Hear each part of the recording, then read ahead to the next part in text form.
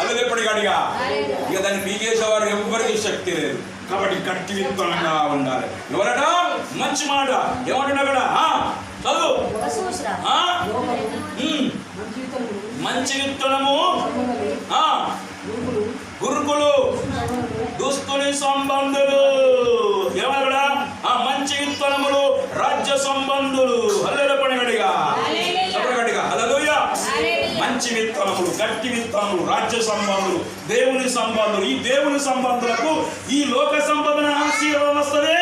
మత్తయి సువార్త 13వ అధ్యాయం 24వ వచనం. కాబట్టి ఈ లోక సంబంధన ఆశీర్వాదం వస్తుంది, పరలోక సంబంధమైన ఆశీర్వాదం వస్తుంది. హల్లెలూయా పడిగడిగా.